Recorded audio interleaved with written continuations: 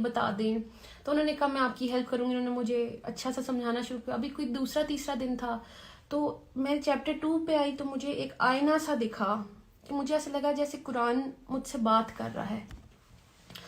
तो अब आयत में मैंने अपने आप को देखना शुरू किया। मुझे एकदम पहले तो बड़ा मज़ा आया। मुझे चैप्टर 2 में पहले मुत्तकी में लगी, अच्छा जी। फिर आ गया मुनाफिक का चैप्टर आया तो कहीं ना कहीं मुझे दिल में ऐसी खटकी आई कि कहीं मैं इस कैटेगरी में तो नहीं फॉल करी कि जो आसान लगता है वो तो मैं कर लेती हूँ, अल्लाह क्योंकि मुसलमान तो हूँ, तो जो आसान लगता है वो मैं कर लेती हूँ, जो मुश्किल हैं चीज़ें वो क्यों छोड़ देती हूँ। फॉर एग्जांपल अगर मैं शोबिस की बात करती हूँ तो ब्यूटीफुल फील्ड, लेकिन जो मैं करी थी कहीं उसमें अल्लाह को तो नहीं नाराज़ करी थी।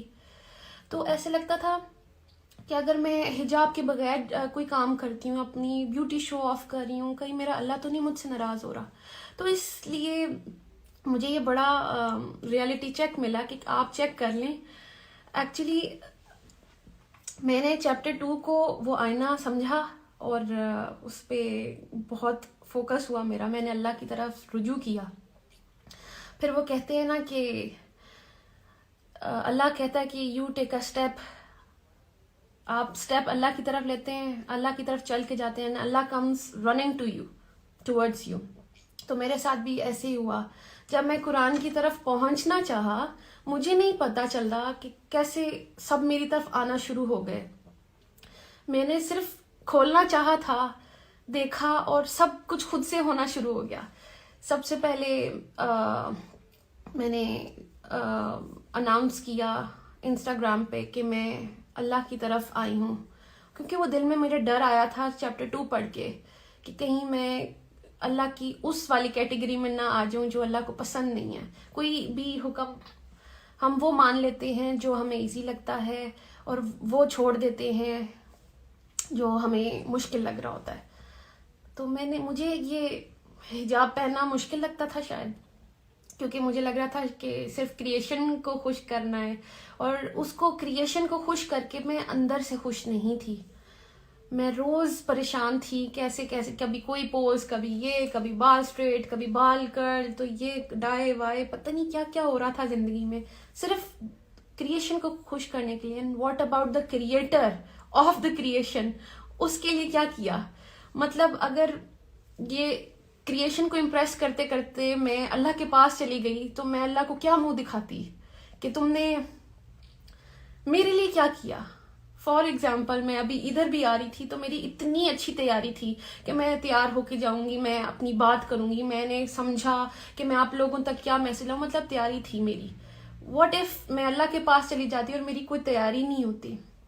तो बात यह कि बेस्ट एक्टर बनने के लिए भी मैंने इतनी तैयारी की। तो अभी जैसे मैंने आपसे हदीस शेयर की थी कि अल्लाह के रसूल सल्लल्लाहु अलैहि वसल्लम ने फरमाया कि तुम में से बेहतर शख्स वो है जो कुरान सीखे, कुरान का इल्म सीखे और आगे दूसरों तक पहुंचाए। अब बेस्ट एक्टर तो मैं बन गई। अब जरूरी तो नहीं कि बेस्ट एक्टर एक अच्छा इंसान भी हो, एक अच्छी बीवी भी हो, अच्छी माँ भी हो, अच्छी बेटी भी हो, अच्छी बहन भी हो, अच्छी बहू भी हो। वो मुझे इस हदीस से ये समझ आई कि बेहतरीन इंसान अगर बनना है तो उसका रास्ता ये है, कुरान। कुरान तक आएंगे तो ही आप बेहतर इंसान बनेंगे। तो बस मेरी अप्रोच इधर तक थी और अल्लाह ने मेरे लिए रास्ते आसान किए। तो बस मेरी अप्रोच इधर तक थी और अल्लाह ने मेरे लिए रास्ते आसान किए। फिर ये कि अब हमें किसी के करीब होना होता है तो हम उसके बारे में जानते हैं ना, फिर ही उसके करीब होते हैं। हमें पता होना चाहिए उसकी लाइक्स एंड डिसलाइक्स क्या है, उसकी सोच क्या है। इसी पर मैं आपसे एक हदीस शेयर करती हूँ कि अल्लाह के रसूल सल्लल्लाहु अलैहि वसल्लम ने फरमाया कि तुम अगर अल्लाह का कुर्ब हासिल करना चाहते हो, यानी अल्लाह के करीब होना चाहते हो, तो आप तब तक नहीं हो सकते जब तक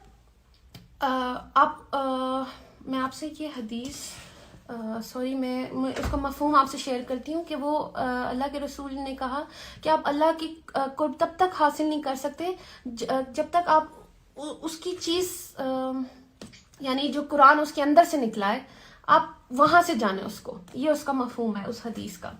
انشاءاللہ میں آپ سے صحیح کریکٹ ورڈز بھی شیئر کر دوں گی. تو اچھا اب جیسے مجھے اپنے ہسبینڈ کے قریب ہونا تھا تو میں دنیا سے پوچھتی پھرتی کہ جی سومی کو کیا پسند ہے کیا نہیں پسند, اور وہ میرے سامنے بھی ہوتے تو میں دنیا سے کیوں پوچھتی یا میں اپنی ہی کیوں چلاتی کہ جی سومی کو شاید یہ پسند ہوگا. کیوں ہم ایسا کیوں سوچتے ہیں؟ ہمیں اور بندہ سامنے ہو بھی تو ہمیں ڈائریکٹ اس سے پوچھنا چاہیے نا کہ بھائی آپ کو کیا پسند ہے کیا نہیں پسند. محبت تب ہوتی ہے نا جب آپ اگلے کی چیز پوری کر کے دیں. تو اللہ کی اندر سے جو کلام ہے, اللہ کے الفاظ ہیں, ہم وہی نہیں کھول کے دیکھیں گے تو ہمیں کیسے پتا چلے گا کہ اللہ کو کیا پسند ہے کیا نہیں پسند. ہم خود ہی سوچ لیتے ہیں کہ اللہ کو یہ پسند ہے شاید وہ پسند ہے, اور کچھ بھی کرتے رہتے ہیں, ایک کام کر لیتے ہیں دوسرے پہ ناراض بھی کر رہے ہو شاید. تو اس کے لیے ہم سب کو چاہیے کہ ہم قرآن کھولیں, جو میں نے کیا. ڈوز اینڈ ڈونٹس ہیں اس کے اندر, جو اللہ کی مرضی ہے, اللہ کے اکارڈنگلی اگر لائف آپ گزارنا چاہتے ہیں تو وہ سب اس قرآن میں ہے. بہت ایزی ہے, مطلب واٹ سو ہارڈ کہ آپ گوگل سے میں کیوں پوچھوں کہ میرے اللہ کو کیا پسند ہے, میں لوگوں سے کیوں پوچھوں میرے اللہ کو کیا پسند ہے. اللہ نے مجھے اتنا شعور دیا, اتنی سمجھ دی, اتنی بڑی ہو گئی ہوں کہ میں اس کی کتاب تک خود نہیں جا سکتی کہ اللہ اس کے اندر کیا کہہ رہا ہے. اور اللہ تو ہم ہی سے مخاطب ہے, جب وہ اے ایمان والوں سے بات کرتا ہے تو کیا ہم اور آپ ایمان والے نہیں ہیں؟ ایمان والے تو ہم ہیں. یہ بک تو پوری انسانیت کے لیے ہے.